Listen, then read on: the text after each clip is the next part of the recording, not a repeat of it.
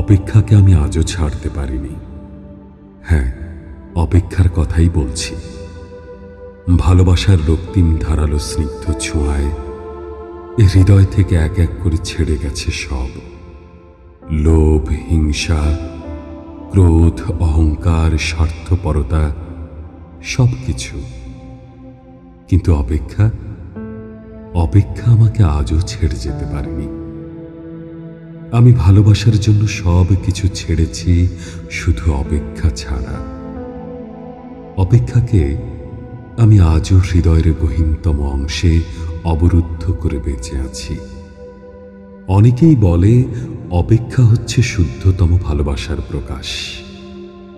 ভালোবাসতে সবাই পারে, কিন্তু সবাই প্রিয়তমার জন্য অপেক্ষা করতে পারে না। আসলেই কি তাই? জানি না তো, হবে হয়তো। তবে অপেক্ষার কাছে আমি অনেক ঋণী।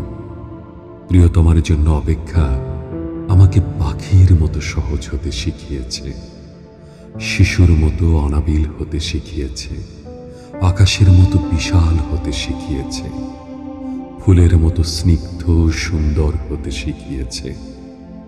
অপেক্ষা আমাকে সাগরের নীল জলরাশির মতো গভীর হতে শিখিয়েছে, প্রকৃতির মতো স্বচ্ছ হতে শিখিয়েছে, সোনালী সন্ধ্যার মায়াবী মৌনতার মতো নিবিড় হতে শিখিয়েছে।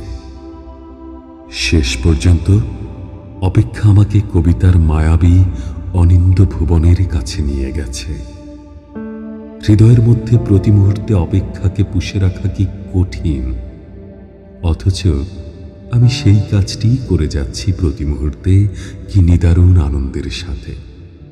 আহ, অপেক্ষা, তুমি কত বেদনার্দ্র সুন্দর,